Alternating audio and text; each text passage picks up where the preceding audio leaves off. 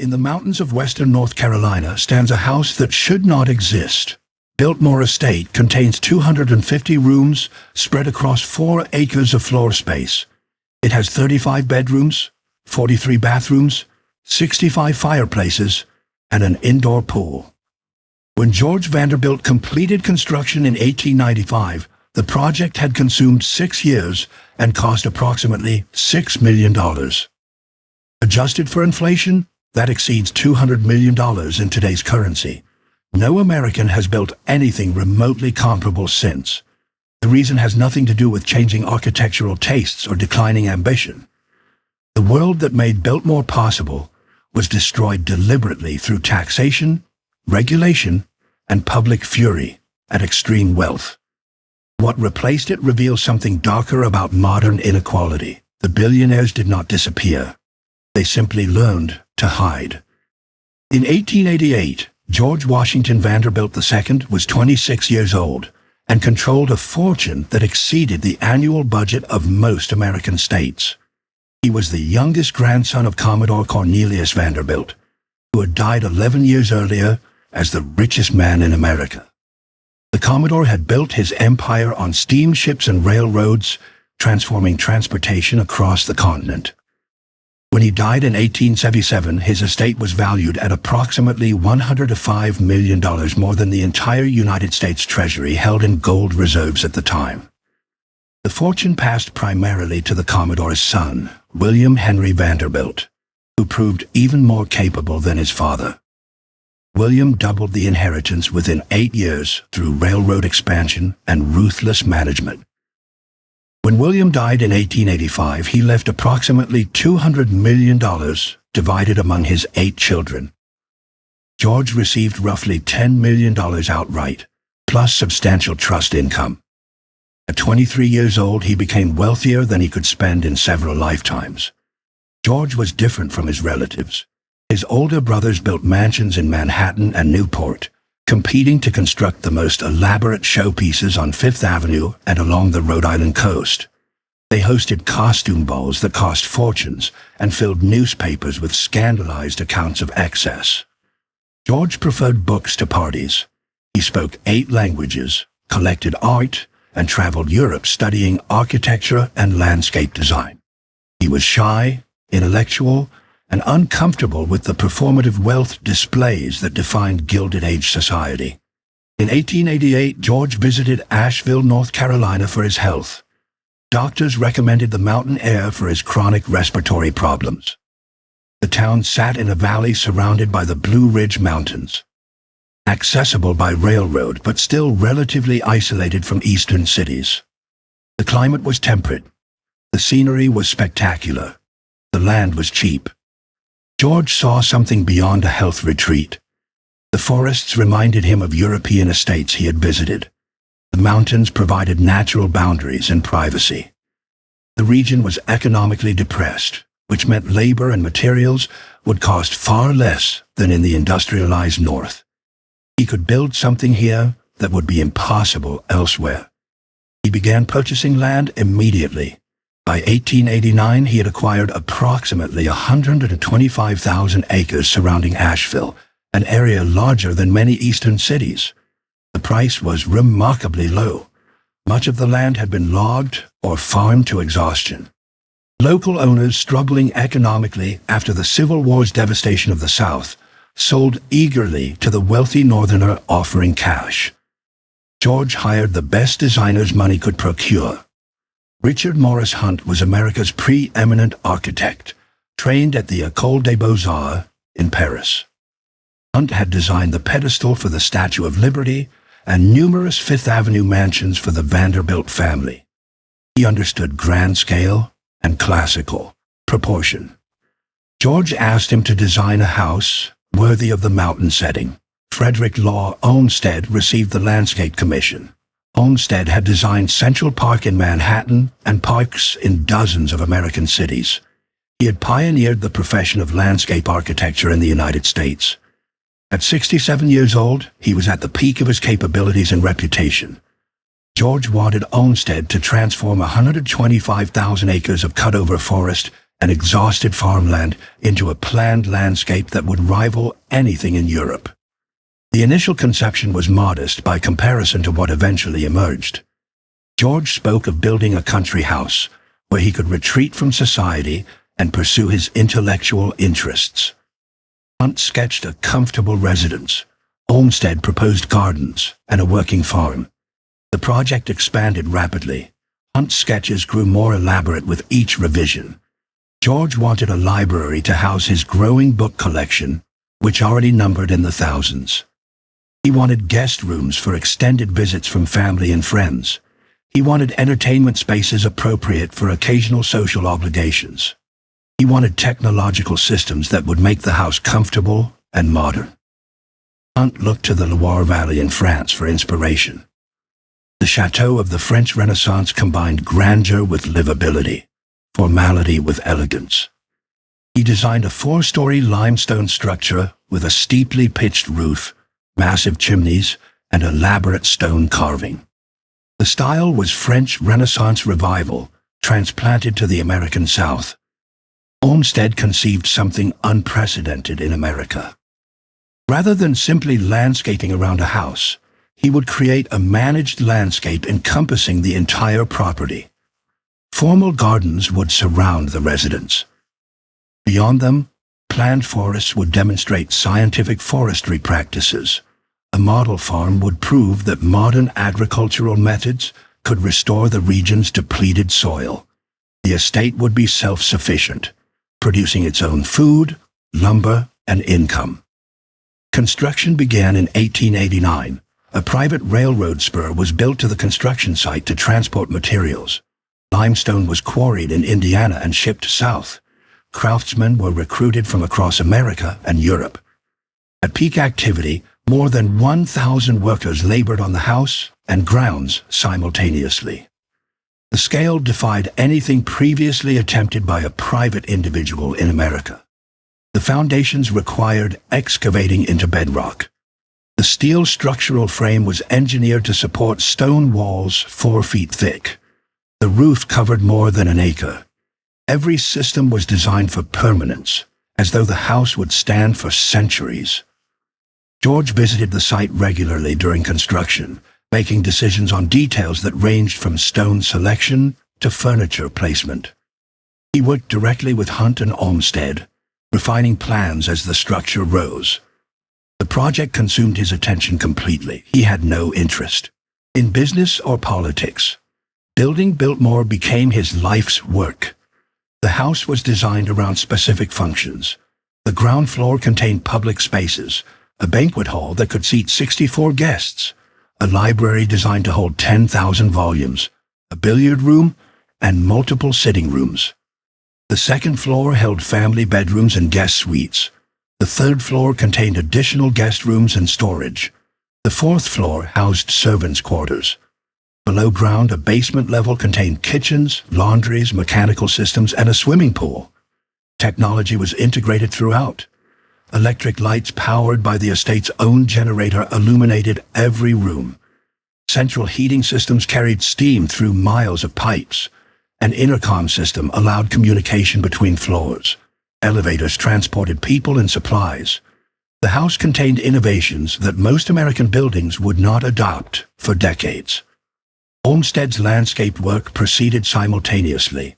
He planted hundreds of thousands of trees and shrubs, many imported from Europe and Asia.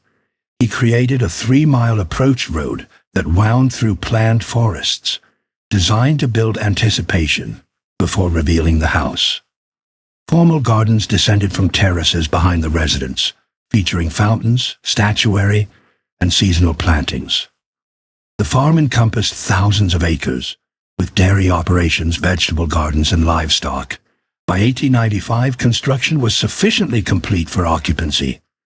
George opened the house on Christmas Eve with a family celebration.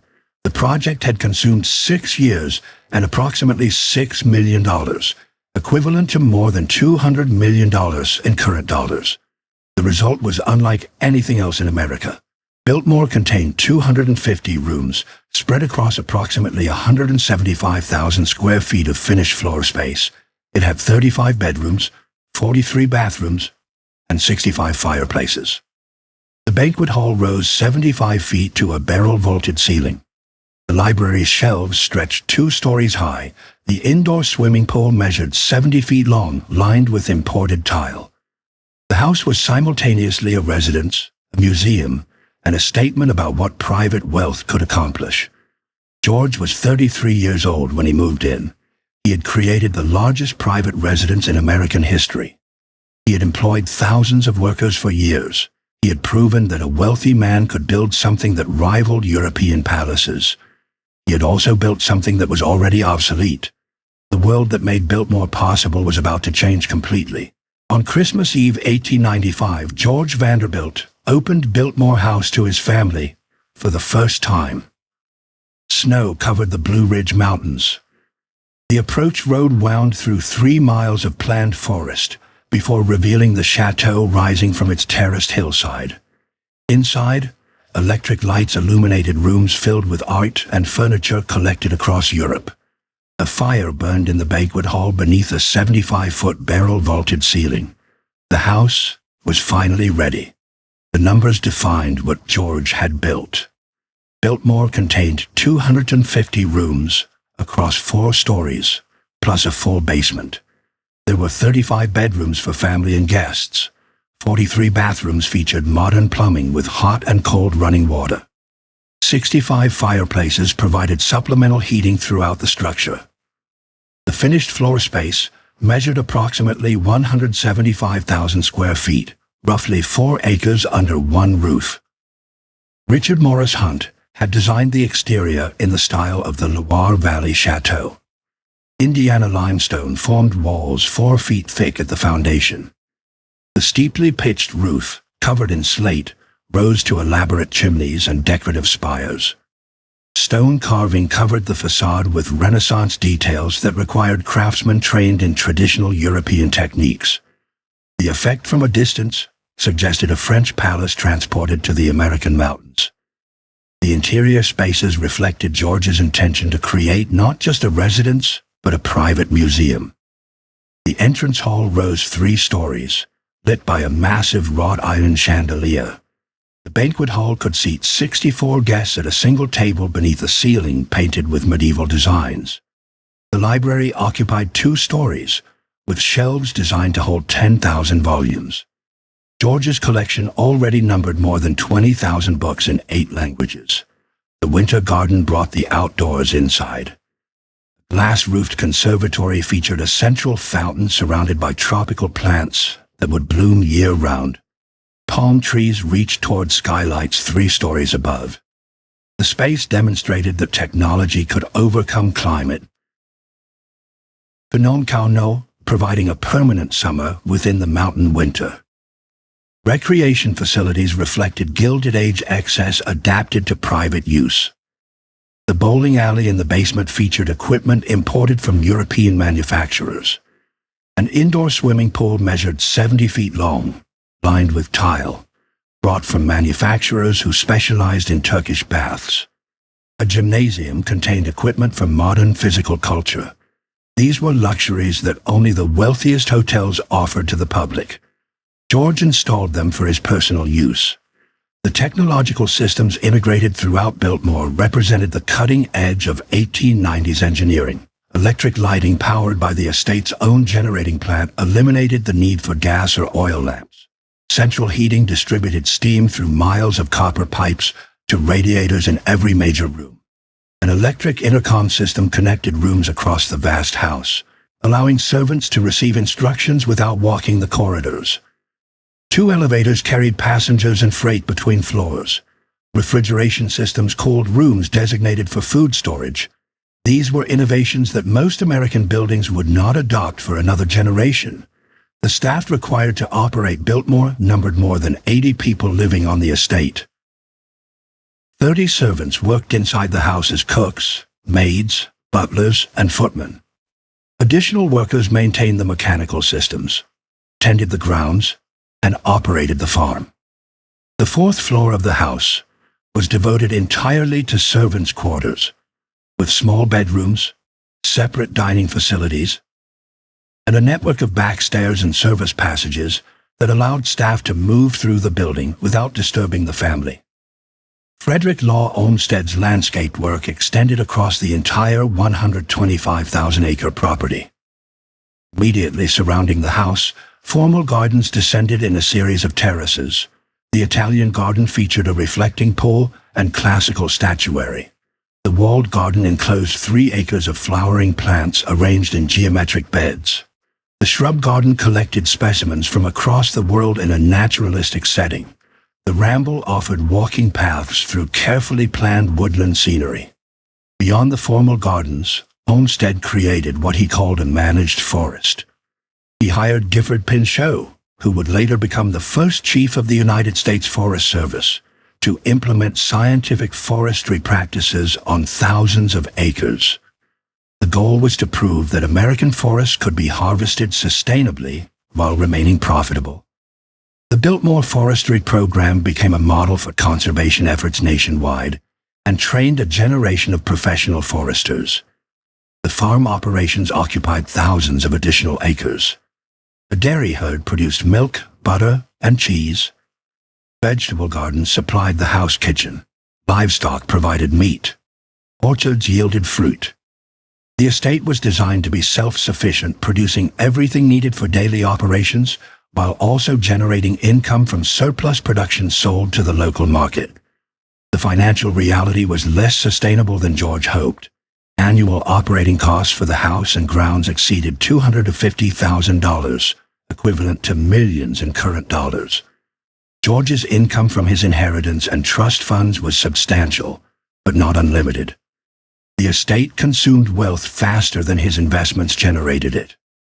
Within a few years of completion, George began seeking ways to reduce expenses. He married Edith Stuyvesant Dresser in 1898, 3 years after opening the house. Their daughter Cornelia was born in 1900, the only child George would have. The house that could accommodate dozens of guests and required a staff of 80 was occupied by a family of 3. George tried various schemes to make the estate financially viable. He opened a commercial dairy to sell Biltmore products to a wider market. He sold timber from the managed forests. He experimented with different agricultural approaches on the farmland. None generated sufficient revenue to offset the crushing operating costs. The house itself was simply too large and too expensive to maintain, even for a Vanderbilt. The problem was structural, not personal. Biltmore represented the absolute peak of what private wealth could build in America at the end of the 19th century. But the economic conditions that made such construction possible were already changing. George had built his chateau during a brief window when vast inherited fortunes faced almost no taxation. Labor was cheap and abundant, and society accepted extreme displays of wealth as natural consequences of industrial success. That window was closing. The Panic of 1893 had shaken public confidence in unregulated capitalism. Labor unions were organizing against the industrialists whose fortunes funded estates like Biltmore. Progressive politicians were beginning to question whether such concentrated wealth served any public good. The pressure was building toward systematic change. George died unexpectedly in 1914 at age 51 following complications from an appendectomy.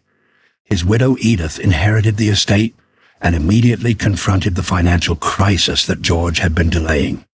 The house was consuming her resources. Property taxes were increasing as local governments sought revenue. The national mood was turning against ostentatious displays of inherited wealth. Edith made a decision that would save Biltmore but transform it completely. In 1930, she opened the house and gardens to paying tourists. Admission fees would help cover operating costs. The private residence became a public attraction. The family continued living in a small section of the house, but most rooms were now displayed for visitors who paid to see how the ultra-wealthy had lived a generation earlier. The transformation revealed something fundamental about Gilded Age mansions. They could not survive as residences. The economic model that built them had collapsed. The only way to preserve them was to convert them into museums. monuments to an era that had ended almost as soon as it began. Other Vanderbilt properties faced similar choices. The Breakers in Newport, Marble House, and dozens of other family estates would eventually open to the public or be demolished. The generation that built these houses intended them as dynasty headquarters that would shelter their descendants for centuries. Instead, they became tourist attractions within decades. Biltmore stood at the peak of American mansion building. It was the largest, the most expensive, and the last of its kind. Nothing comparable would ever be built again. Not because Americans lost their ambition or their wealth, but because the rules changed. The forces that would make Biltmore impossible to repeat were already gathering strength in 1895. Within 20 years, they would fundamentally alter how wealthy Americans could live. In 1913, the same year George Vanderbilt died, the United States government fundamentally altered the rules of American wealth. On February 3rd, the states completed ratification of the 16th Amendment to the Constitution. Congress now possessed permanent authority to levy taxes on income from whatever source derived. The era of untaxed fortunes was over. Before 1913, the federal government had imposed an income tax only briefly during the Civil War. That temporary measure expired in 1872. The Supreme Court struck down a subsequent attempt in 1895, ruling that direct taxation without apportionment among the states violated the Constitution. For most of the Gilded Age, wealthy Americans faced no federal income tax whatsoever. They could accumulate and spend their fortunes without government interference, beyond modest tariffs and excise taxes. The 16th Amendment changed everything. Congress passed the first permanent income tax law in October 1913. The initial rates appeared modest. Income below $3,000 faced no tax at all. Income between $3,000 and $20,000 was taxed at 1%. The top marginal rate of 7% applied only to income exceeding $500,000 annually, which affected perhaps a few hundred families nationwide. The rates did not stay modest. World War I demanded unprecedented government revenue.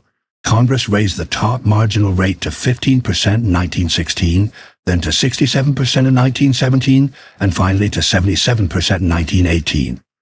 The threshold for the top rate dropped to $1 million, capturing a larger number of wealthy individuals.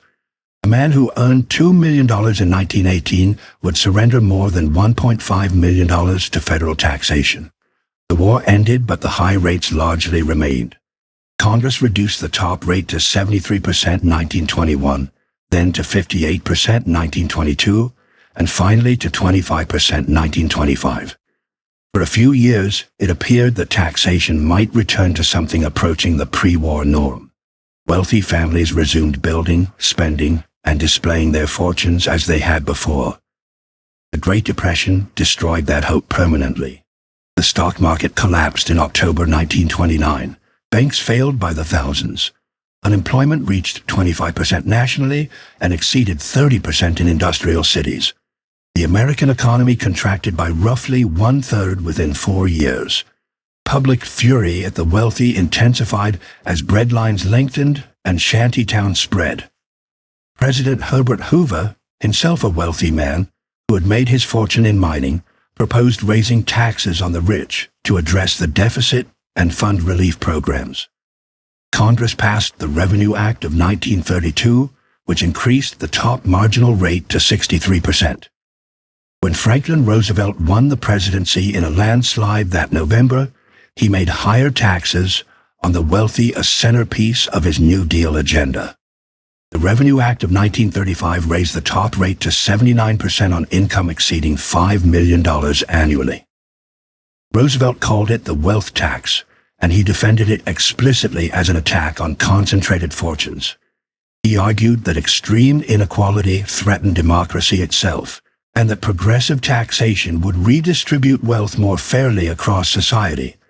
The Supreme Court upheld the new tax rates, abandoning its earlier hostility to income taxation. By 1940, the top marginal rate had reached 81%.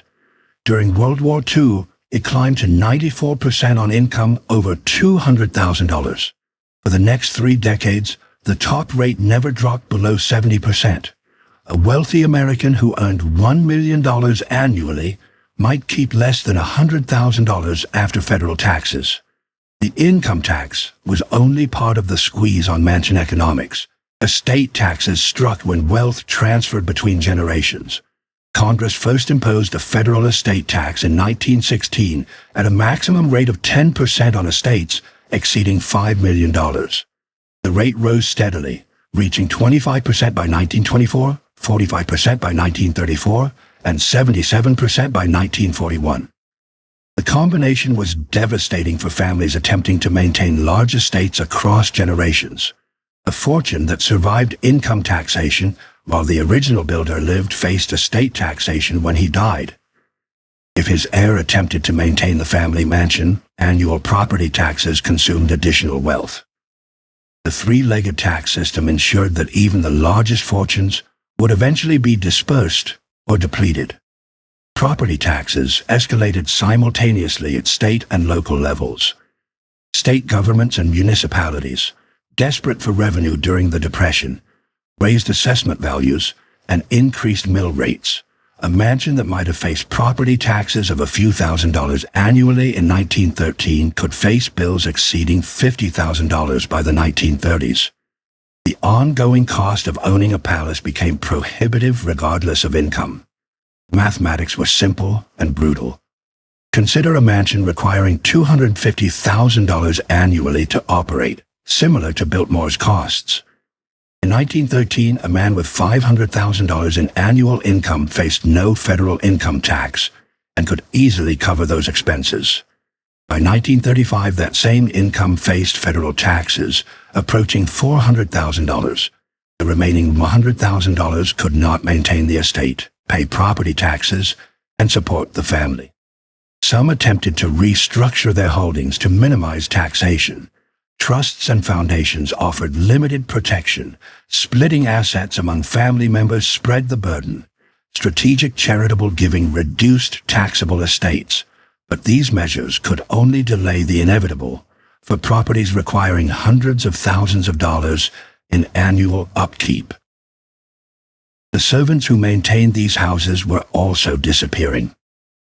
The domestic service industry, which had employed millions of Americans before World War I, contracted dramatically during the 1920s and collapsed during the Depression. Industrial jobs paid better than household service.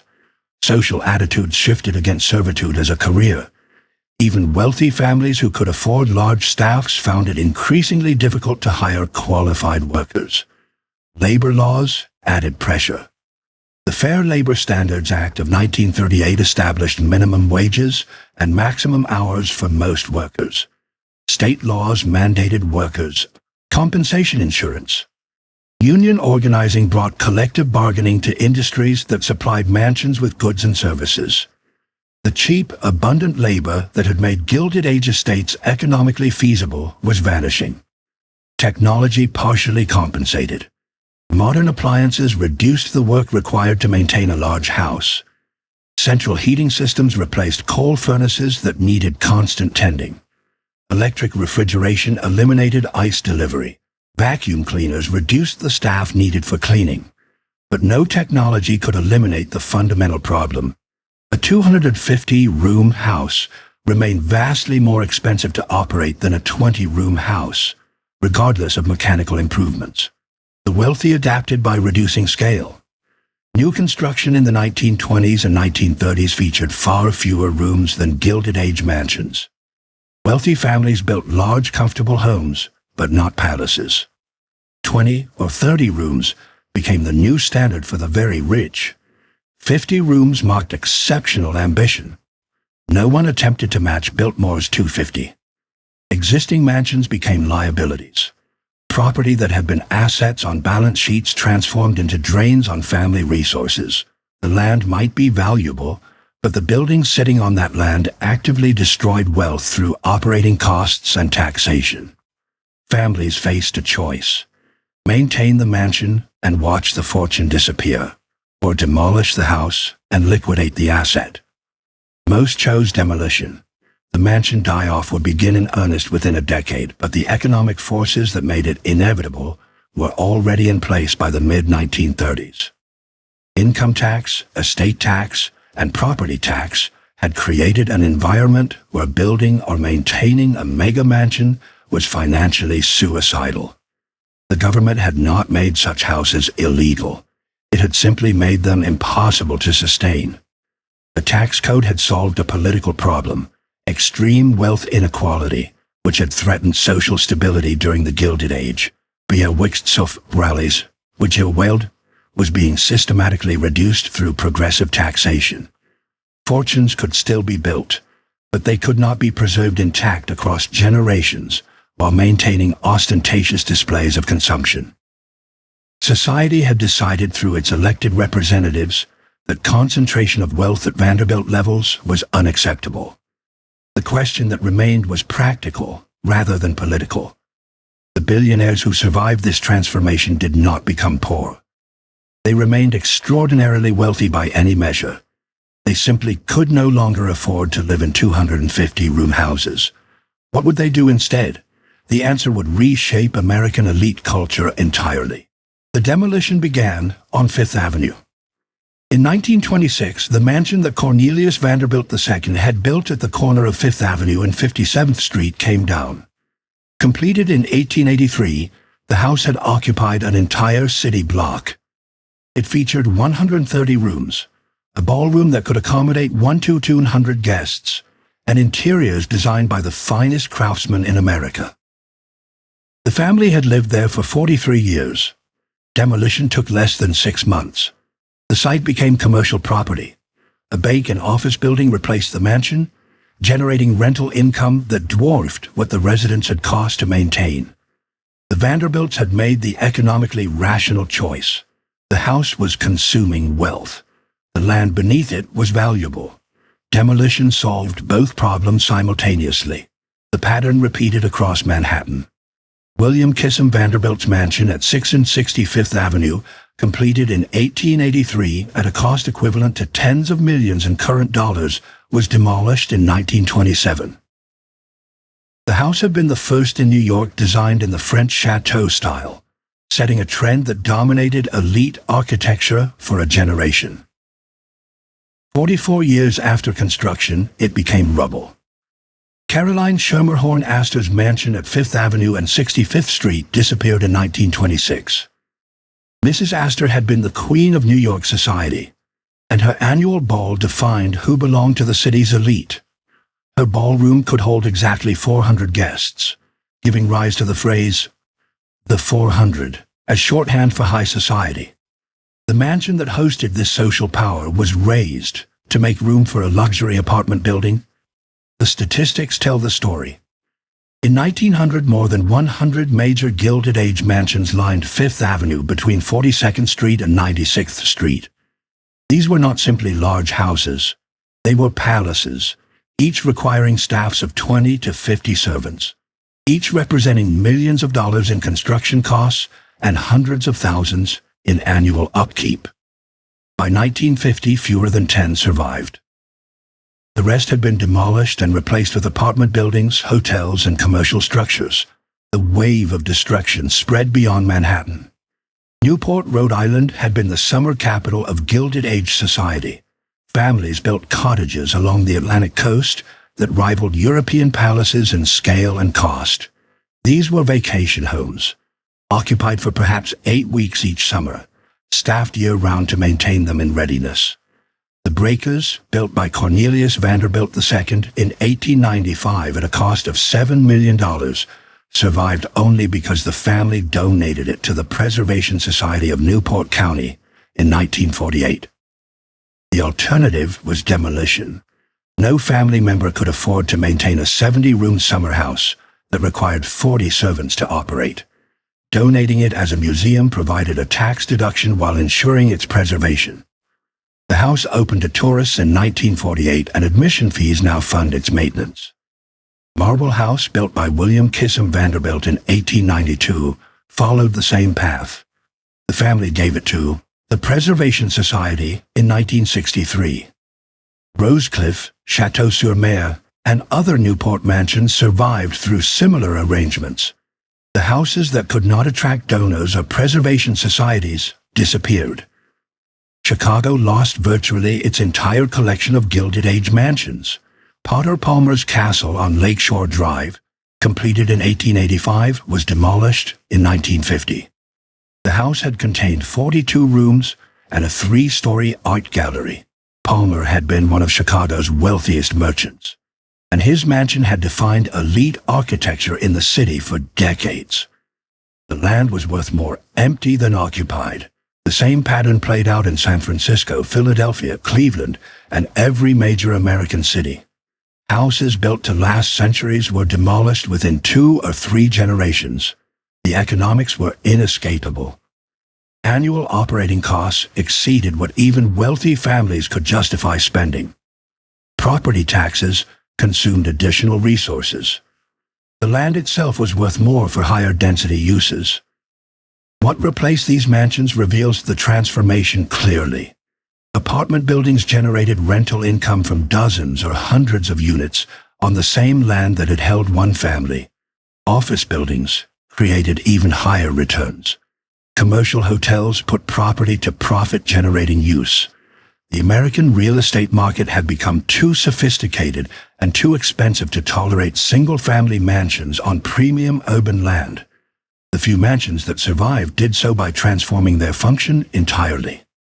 The Frick Collection in Manhattan occupies the former residence of industrialist Henry Clay Frick. Completed in 1914, the house was designed from the beginning with eventual museum use in mind.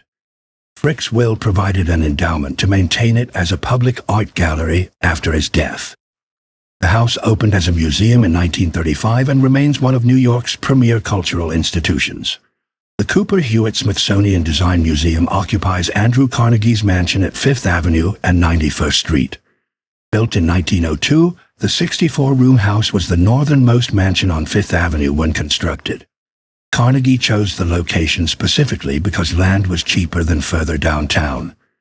The family donated it to the Smithsonian in 1972 for conversion to a museum. It was preserved because it became something other than a residence. The Morgan Library preserves J.P. Morgan's library building adjacent to his demolished mansion. Morgan built the library in 1906 to house his collection of rare books and manuscripts. The house is gone, but the library survives as a museum and research center. The pattern holds. Institutional use justified preservation. Residential use guaranteed demolition. Even Biltmore, the largest and most famous of all American mansions, survived only by opening to tourists in 1930. The Vanderbilt family retained ownership but could no longer afford to live in the entire house. Admission fees from visitors covered operating costs that no family could sustain, privately.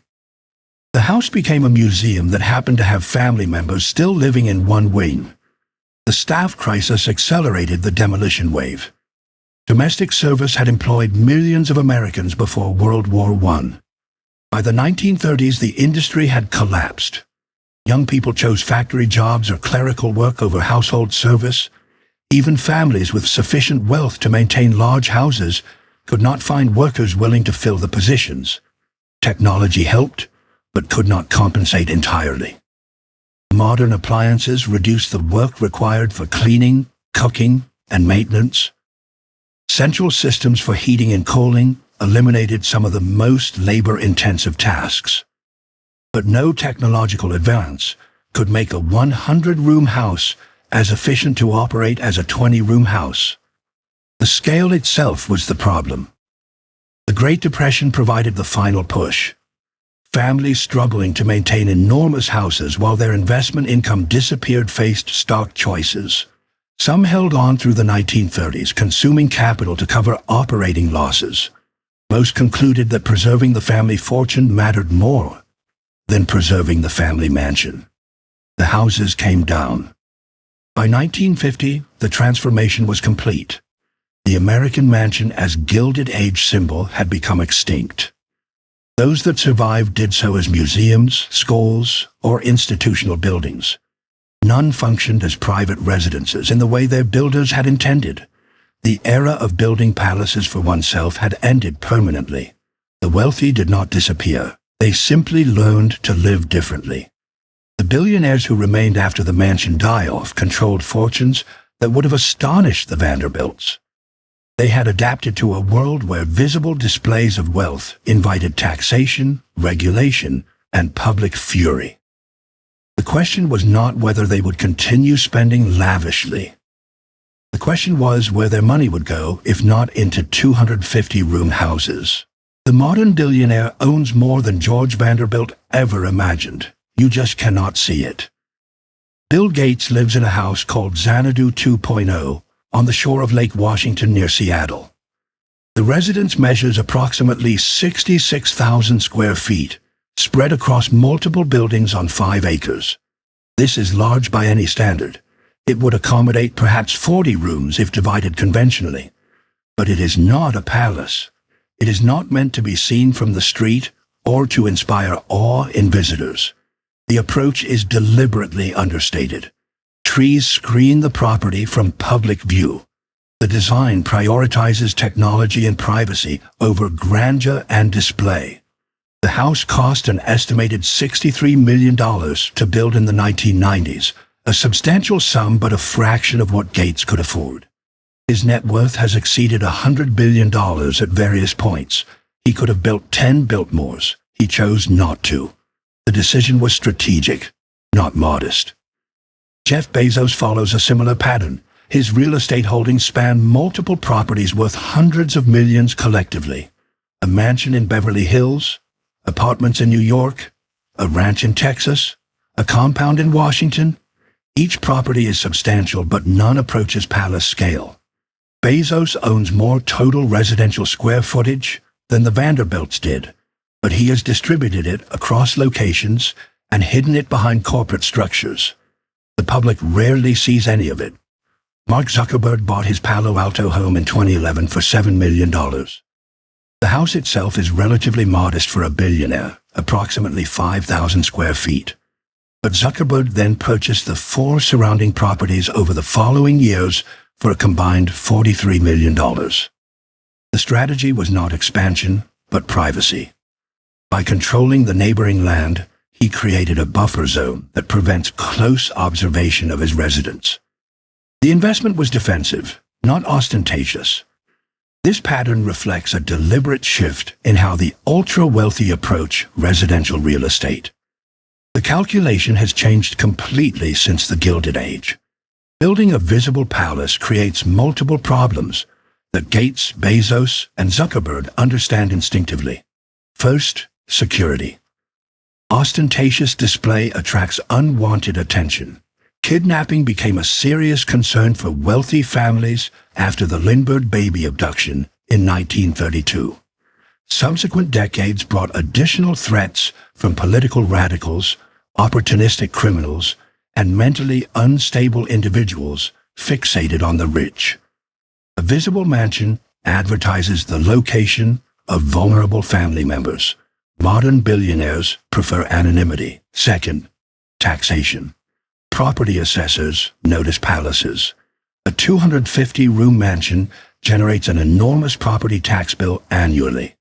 Assessment fights with local governments consume time and money. Smaller properties in favorable jurisdictions minimize this burden.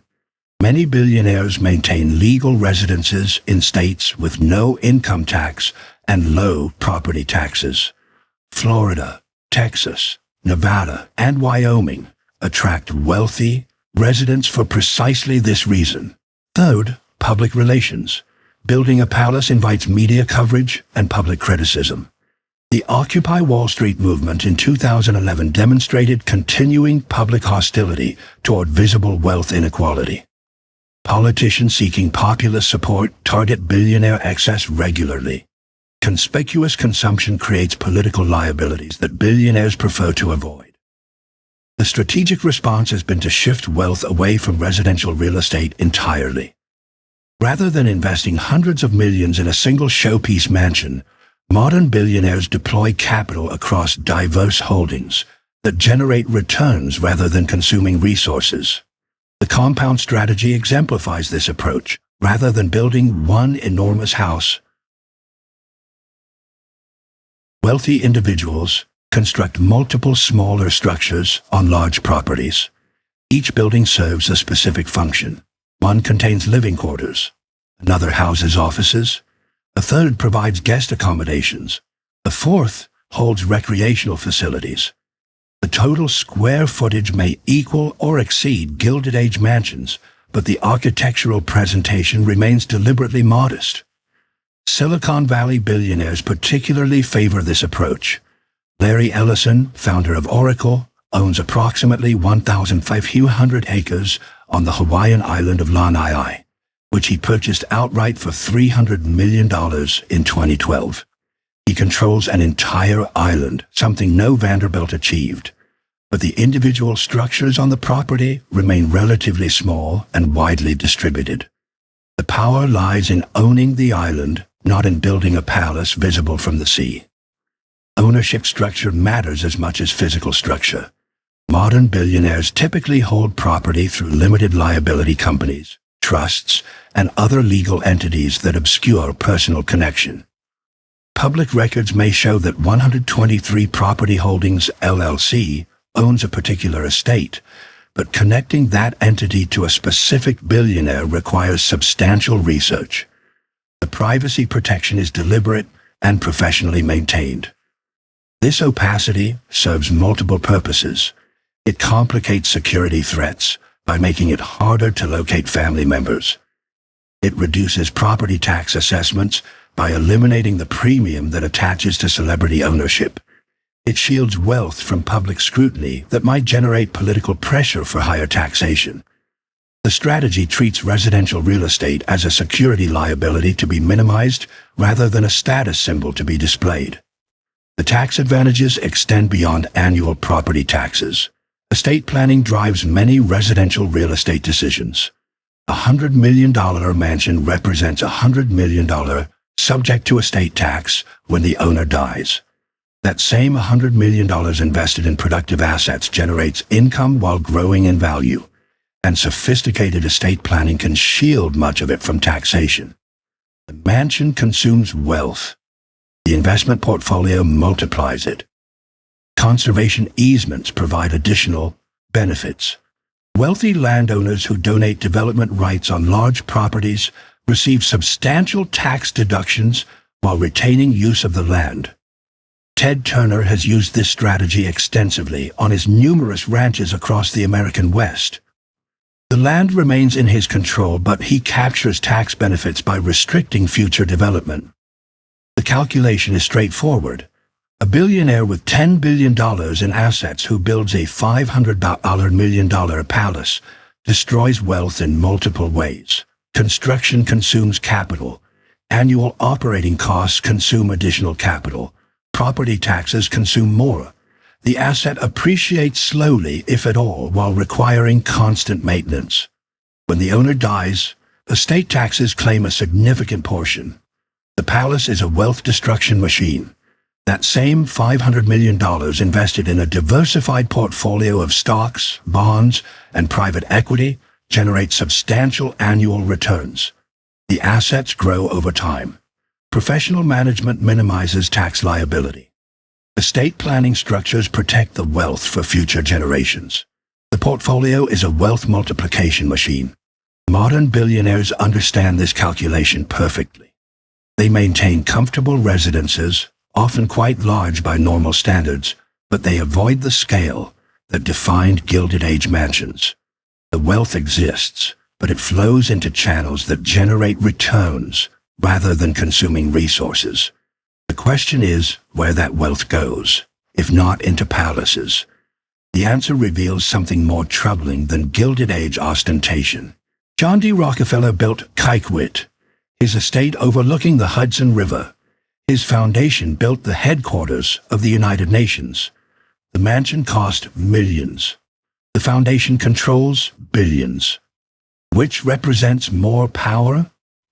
The Rockefeller model established the pattern that modern billionaires follow. Transformed from hated monopolist to celebrated philanthropists through strategic charitable giving. The strategy serves multiple purposes simultaneously. It provides enormous tax deductions. It shapes public policy without democratic oversight. It purchases reputation and legacy. Most importantly, it allows wealth to exercise power across generations in ways that mansions never could. The modern charitable foundation operates as something between a non-profit organization and a dynastic trust. Assets placed in the foundation avoid estate taxation entirely. The foundation itself pays no taxes on investment income. Grants to qualified charities provide public benefit while advancing the founder's priorities. Family members often serve as trustees, controlling billions in perpetuity. The scale dwarfs anything the Gilded Age imagined. The Bill and Melinda Gates Foundation holds an endowment exceeding $50 billion, making it the largest private charitable foundation in the world. Annual grant-making exceeds $5 billion. The foundation shapes global health policy, education reform, and agricultural development across dozens of countries. Its influence on international vaccination programs alone affects hundreds of millions of people. The foundation model provides something a mansion cannot. A palace displays wealth but exercises no direct power beyond impressing visitors. A foundation with a $50 billion endowment shapes the priorities of governments, universities, and international organizations. Gates Foundation funding decisions influence research agendas, public health strategies, and educational policies worldwide. This is power that persists regardless of where Bill Gates chooses to sleep at night. The Chan Zuckerberg Initiative, established in 2015, takes the model further. Rather than creating a traditional charitable foundation, Mark Zuckerberg and his wife Priscilla Chan structured their philanthropy as a limited liability company. This provides even greater flexibility. An LLC can make political donations, invest in for-profit companies, and lobby for policy changes that traditional foundations cannot pursue. Zuckerberg pledged to transfer 99% of his Facebook shares to the initiative, a commitment worth more than $100 billion at various market valuations. The LLC structure attracted criticism precisely because it avoids the restrictions that apply to charitable foundations. Traditional foundations must distribute at least 5% of their assets annually to qualified charities. They face strict limits on political activity. They must disclose their finances publicly. The Chan Zuckerberg Initiative faces none of these requirements. It operates as a private investment vehicle that can pursue any goal the founders choose, charitable or otherwise, while benefiting from the tax deductions associated with charitable giving. Jeff Bezos announced the Bezos Earth Fund in 2020, committing $10 billion to fight climate change.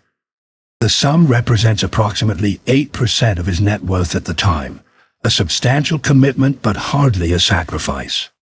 The fund provides Bezos with significant influence over climate policy and environmental organizations worldwide.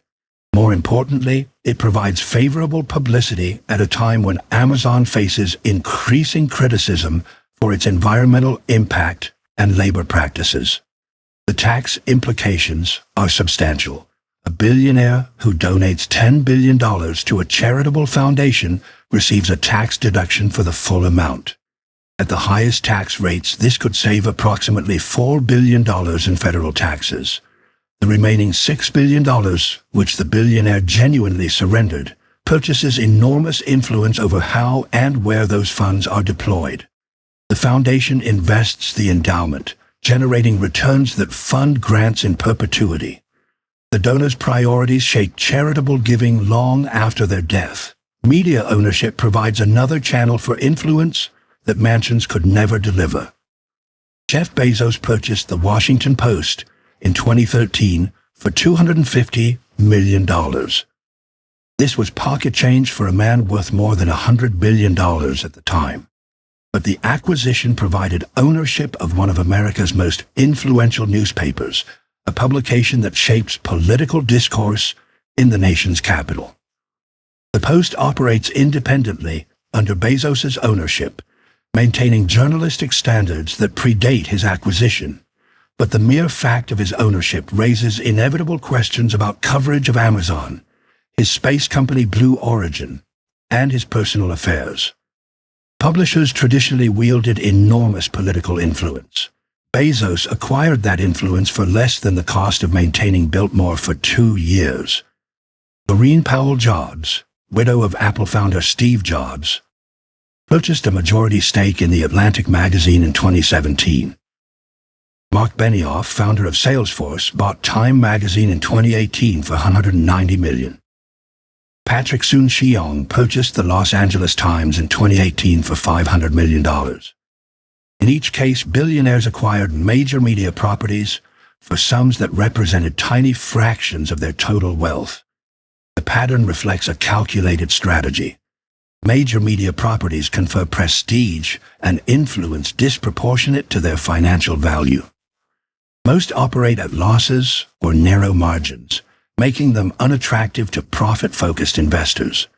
But for billionaires seeking platforms to shape public discourse, these properties are bargains. The cost of ownership is trivial. The potential influence is substantial. Elon Musk's acquisition of Twitter in 2022 for approximately $44 billion represents the extreme version of this strategy. The platform had roughly 400 million users and served as a primary channel for political discourse, news dissemination, and public debate. Musk's purchase gave him control over the algorithms that determine what hundreds of millions of people see, the moderation policies that govern what they can say, and the features that shape how they interact. The price was substantial even for Musk, requiring him to leverage other assets and take on significant debt. But the acquisition provided something no mansion could offer. Twitter is infrastructure. It is a platform that politicians, journalists, activists, and citizens worldwide depend on for communication. Controlling that platform provides influence over public discourse itself. The comparison to Gilded Age power is instructive. John D. Rockefeller controlled 90% of American oil refining. This gave him enormous economic power and substantial political influence. But his power operated through market mechanisms and was ultimately constrained by antitrust law. Modern platform owners exercise power more directly. They control the systems through which information flows, conversations occur, and communities form. Mark Zuckerberg controls Facebook, Instagram, and WhatsApp, platforms with more than 3 billion combined users. This is a larger population than any nation-state. The algorithms that determine what content these users see, the policies that govern what they can post, and the data collection practices that monetize their attention are all controlled by Zuckerberg and his subordinates. No king, president, or prime minister exercises comparable power over so many people. Jeff Bezos built Amazon into a platform that controls approximately 40% of American e-commerce. Amazon Web Services provides the infrastructure that runs substantial portions of the internet. Bezos also owns the Washington Post and is building Blue Origin to commercialize space access. The integration of e-commerce platform, cloud computing infrastructure, media property, and aerospace company creates a vertically integrated empire that Standard Oil might envy. The political influence flows naturally from economic control. The largest corporations spend hundreds of millions annually on lobbying and campaign contributions. The Supreme Court's Citizens United decision in 2010 removed many restrictions on corporate political spending, opening channels for wealth to influence elections directly. Billionaires can now fund political campaigns, lobbying efforts, and issue advocacy at scales that would have been illegal in previous generations. The calculation is straightforward. Why build a palace that costs hundreds of millions, generates no income, and exercises no power beyond aesthetic display, when that same capital could fund a foundation that shapes global health policy, purchase a media property that influences public discourse, or acquire a platform that controls how billions of people communicate? The answer is obvious to every modern billionaire. The mansion is obsolete, not because wealth disappeared, but because better instruments of power emerged. The Vanderbilts built monuments to themselves that tourists now visit for admission fees. Modern billionaires build systems of control that most people do not even recognize as concentrated power. The wealth is greater, the influence is deeper, the visibility is far less. Yet for all this influence, a trollwissing record, the ultra-wealthy still need somewhere to live. What they build now reveals the final transformation of American elite culture. Mark Zuckerberg's compound on the Hawaiian island of Kauai illustrates the modern approach. Beginning in 2014, Zuckerberg and his wife purchased approximately 100 acres of land on the island's north shore for more than $100 million. The property includes beaches, forests, and former plantation land. In 2016, Zuckerberg began constructing a 6-foot wall around portions of the property, triggering local controversy and accusations of colonialism. The wall was not decorative, it was functional, designed to prevent observation and access. The compound strategy reflects the fortress mentality that defines modern billionaire residential planning. Rather than building a palace that welcomes admiration, Zuckerberg constructed a barrier that enforces exclusion. The contrast with Biltmore could not be more complete. George Vanderbilt built his mansion on a prominent hilltop and invited visitors to marvel at its scale. Zuckerberg hides behind walls on a remote island and resents anyone who notices. Larry Ellison took the fortress concept to its logical extreme. In 2012, Ellison purchased approximately 98% of the Hawaiian island of Lanai for an estimated $300 million. The island spans roughly 140 square miles and had a population of about 3,000 residents at the time of purchase. Ellison now controls nearly an entire island, something no American tycoon had achieved since the 19th century. Ellison has not built a single mega mansion on Lanai. Instead, he has developed multiple properties across the island, invested in luxury resorts, and implemented agricultural and conservation projects. The strategy treats the island itself as the estate rather than any individual structure. Geographic isolation provides security and privacy that walls alone cannot deliver. Owning the island means controlling who arrives and under what circumstances. The ranch estate represents another favored approach among the ultra-wealthy. Ted Turner owns approximately 2 million acres across multiple properties in Montana, Nebraska, New Mexico, and other western states.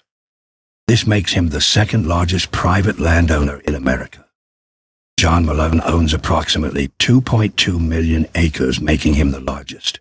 Both men acquired their holdings gradually over decades, assembling enormous territories from smaller ranches and farms. These properties are not residential showpieces. They are working ranches that generate modest income from cattle, bison, and conservation activities. The residences on these properties remain relatively modest, often comprising multiple small structures rather than single palaces. The power lies in controlling vast territories, not in building impressive houses. A billionaire who owns 1 million acres controls more land than many European principalities, but does so without attracting the attention that a 250-room mansion would generate. The conservation framing provides additional benefits. Wealthy landowners who place conservation easements on their properties receive substantial tax deductions while retaining use of the land. The easements restrict future development, protecting the land in perpetuity while providing immediate financial benefits to the owner. Turner has used this strategy extensively, protecting hundreds of thousands of acres while capturing tax benefits worth tens of millions. The doomsday bunker trend reveals something darker about modern billionaire psychology. Since 2008, survivalist preparation has become increasingly common among Silicon Valley elites. Peter Thiel purchased property in New Zealand and obtained citizenship there, reportedly as insurance against social collapse in the United States. Other tech billionaires have followed similar strategies, acquiring remote properties as potential refugees. The bunker construction industry has grown to serve this demand. Companies now specialize in converting decommissioned missile silos into luxury underground residences. These facilities feature air filtration systems, independent power generation, extensive food storage, and security systems designed to withstand civil unrest or environmental catastrophe. Prices range from hundreds of thousands to tens of millions of dollars, depending on specifications. The psychology behind bunker preparation differs fundamentally from Gilded Age mansion building. Vanderbilt built Biltmore to display confidence and permanence. He expected his fortune and his family to endure for generations on that mountain. Modern billionaires building bunkers expect society to collapse and plan accordingly. The shift from palace to fortress to bunker traces a progression from confidence to anxiety to paranoia. Urban anonymity provides yet another strategy. Ken Griffin, founder of hedge fund Citadel, has purchased multiple floors in Chicago's highest residential buildings rather than building a single mansion. The strategy provides luxury accommodation while avoiding the visibility of a standalone palace. High-rise living offers security advantages through controlled access, professional management, and the anonymity that comes from living among other wealthy residents rather than in an isolated estate. Griffin announced in 2007 on Rissen announced in 2021 that he would relocate Citadel's headquarters from Chicago to Miami, citing concerns about crime and Chicago's tax environment. Florida offers no state income tax, lower property taxes, and a political climate favorable to business interests.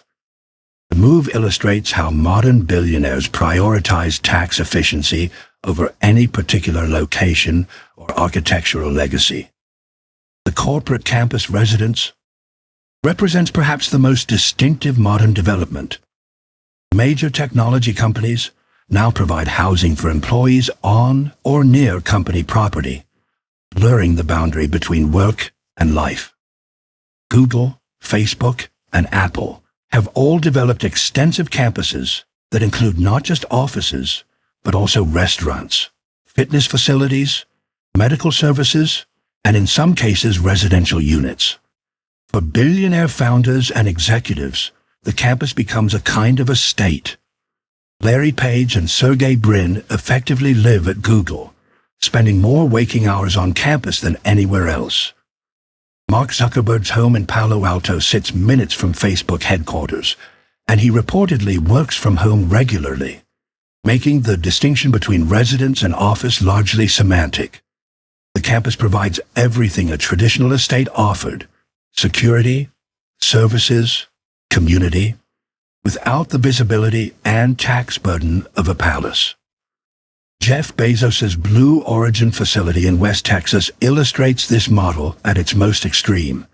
The company's launch site and testing facility sprawls across hundreds of thousands of acres in a remote desert region.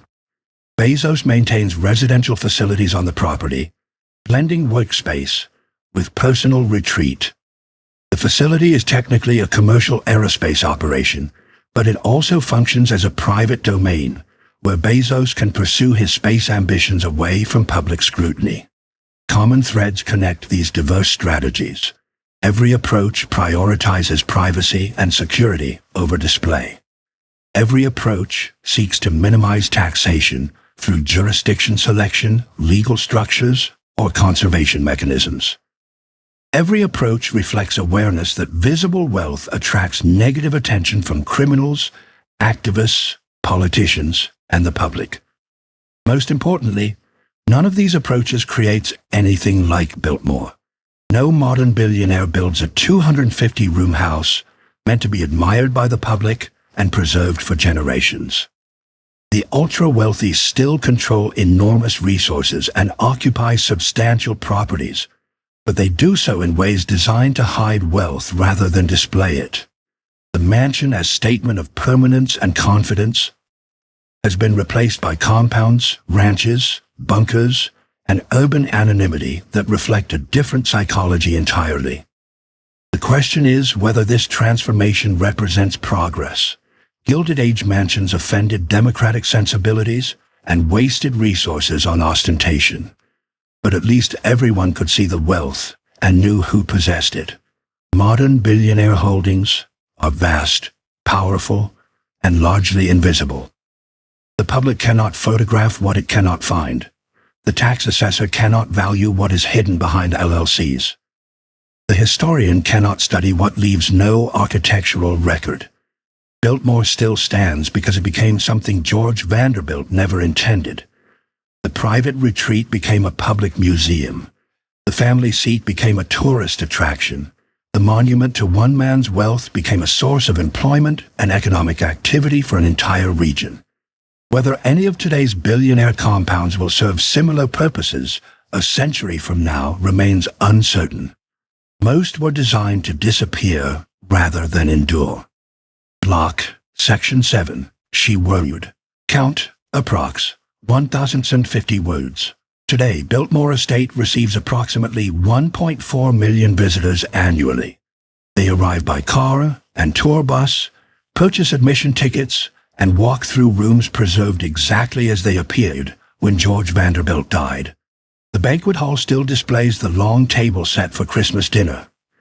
The library still holds thousands of books on shelves rising 2 stories high.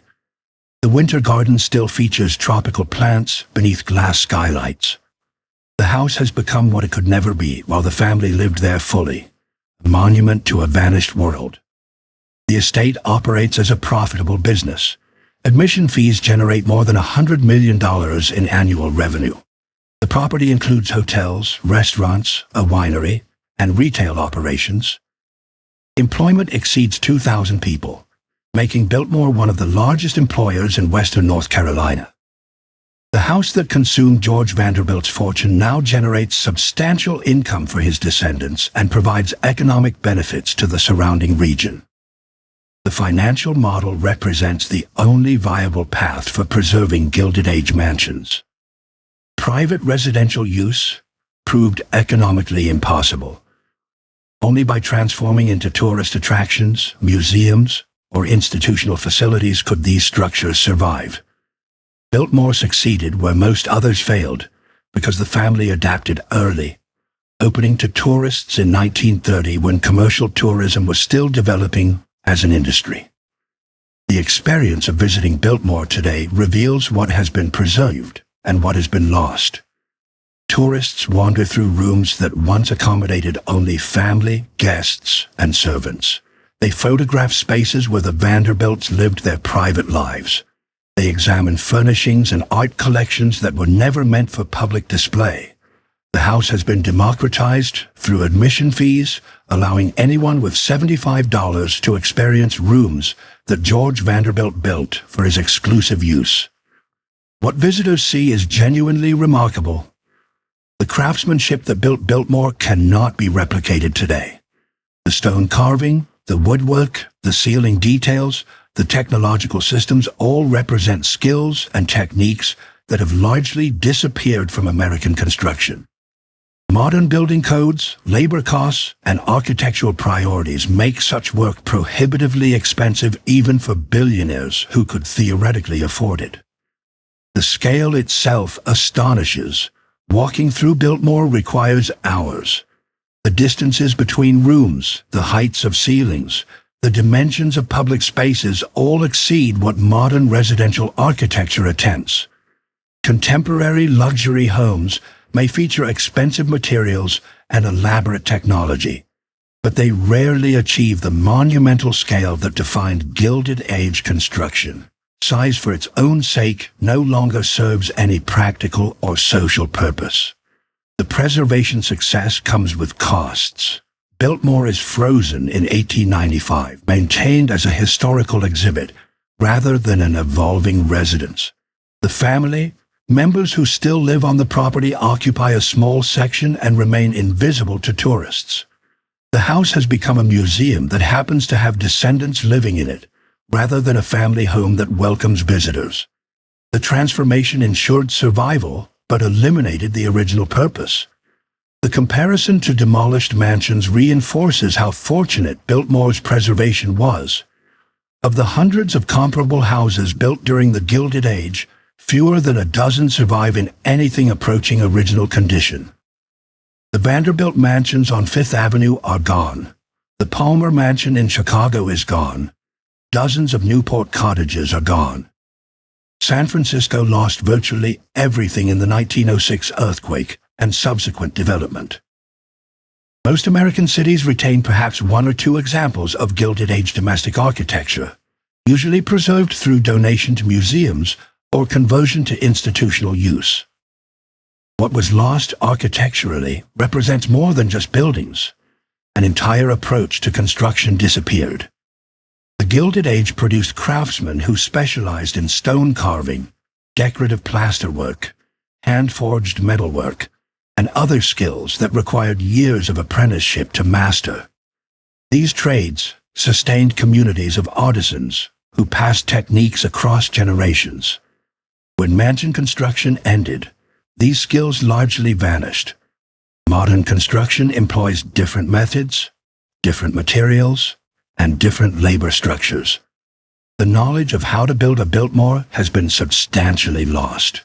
The cultural loss is harder to quantify. Gilded Age mansions represented a particular approach to wealth, one that valued permanent physical monuments over financial instruments. Vanderbilt built Biltmore to stand for centuries, to house generations of descendants, to serve as a visible testament to family achievement. He invested enormous resources in something that generated no financial return, but created aesthetic and cultural value that tourists still appreciate more than a century later. Modern billionaires make different choices. Their wealth flows into foundations, media properties, technology platforms, and investment portfolios that generate returns and exercise power. These instruments are more financially rational than mansions. They preserve and grow wealth rather than consuming it. They influence policy and shape society in ways that buildings cannot. But they create nothing that will draw tourists a century from now. The tax system that destroyed mansion economics funded genuine public goods. The revenue from progressive taxation built highways, schools, hospitals, and social programs that benefited millions of Americans. The Gilded Age concentrated wealth in the hands of a tiny elite, while leaving the majority of the population with limited access to education, healthcare, or economic opportunity. The tax reforms of the early 20th century redistributed resources in ways that created broader prosperity and social stability. Yet something was lost in the trade. The visible inequality of Gilded Age America was offensive, but it was visible. Everyone could see the mansions, identify their owners, and organize politically to challenge concentrated wealth. Ida Tarbell investigated Standard Oil because the company was large enough to be noticed. Labor unions organized against industrialists whose palaces demonstrated their wealth. Progressive politicians mobilized public anger at ostentatious displays of excess. Modern inequality is worse by most measures. The wealth gap between the richest Americans and the median household exceeds Gilded Age levels. But the inequality is less visible. Billionaires hide behind LLCs, foundations, and geographically dispersed holdings. They exercise power through platforms and media properties that most people do not recognize as instruments of concentrated wealth. The system is harder to challenge because it is harder to see. The case for visible wealth is not aesthetic or moral. It is practical. When inequality is visible, democratic societies can respond to it. Voters can demand taxation. Legislators can regulate monopolies. Journalists can investigate abuses. The system remains accountable, because the evidence of concentrated power cannot be hidden. When inequality becomes invisible, accountability becomes more difficult. How does one investigate a foundation's influence over public health policy? How does one regulate a platform's control of information flow? How does one tax wealth that is distributed across hundreds of legal entities and dozens of jurisdictions? The modern ultra-wealthy have learned to exercise power without creating monuments that document that power. They have solved the problem that destroyed Gilded Age mansions by making their wealth and influence harder to perceive. The central question remains unresolved. Is modern invisibility better than Gilded Age ostentation? The answer depends on what aspects of wealth concentration concern you most. If the concern is wastefulness, modern efficiency is clearly superior. Billionaires who invest in productive assets rather than building 250-room houses allocate capital more rationally. Society benefits from investments in technology, research, and business development more than from additional palaces. If the concern is inequality itself, the comparison is less favorable. Wealth concentration has increased, not decreased. The ultra-wealthy control a larger share of total assets than they did in the Gilded Age. The tax system that destroyed mansions has been progressively weakened through lobbying and political influence. Top marginal rates have fallen from 94% to 37%. Estate taxes have been reduced substantially. The system that forced Biltmore to become a museum is weaker than at any point since the 1920s. If the concern is accountability, modern invisibility creates serious problems. Power that operates through foundations, platforms, and media, properties is harder to challenge than power that built visible palaces.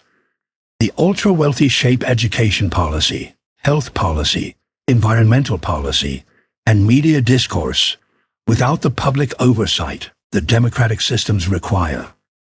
Foundations operate in perpetuity with minimal transparency. Platforms control information flow with limited regulation. The concentration of power has increased even as the visibility of that power has decreased. Biltmore stands as evidence of both what was lost and what was gained. The house is beautiful, impractical, wasteful, impressive, offensive, and culturally valuable simultaneously. It represents an era when the wealthy built monuments to themselves that tourists now pay to see. It demonstrates craftsmanship that modern construction rarely attempts. It proves that concentrated wealth, however objectionable, can create things of lasting aesthetic value. But Biltmore also demonstrates that such monuments cannot be sustained. George Vanderbilt built his chateau to last centuries.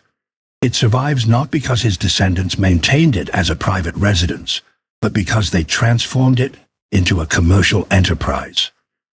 The house endures by becoming something its builder never intended. The lesson applies beyond architecture. The billionaires stopped building Biltmores because the world forced them to evolve. Whether they evolved into something better or merely something less visible remains an open question. Modern wealth is more rationally deployed, more strategically protected, and more politically influential than Gilded Age fortunes. It is also less accountable, less visible, and harder to challenge through democratic processes. Standing on Biltmore's terrace, looking across the Blue Ridge Mountains that George Vanderbilt surveyed more than a century ago, visitors see a landscape that appears timeless. The forests have grown. The approach road winds through trees that were planted generations ago. The view stretches for miles in every direction, just as it did when Vanderbilt chose this hilltop for his mansion. The house still stands because it transformed. The fortune that built it dispersed because it could not be protected. The world that made such construction possible ended definitively within 2 decades of Biltmore's completion. Nothing comparable will be built again, not because Americans lack ambition or wealth, but because the incentives have changed completely. Whether future generations will visit museums dedicated to charitable foundations, tour the preserved headquarters of defunct platforms, or or examine the archives of 21st century media empires remains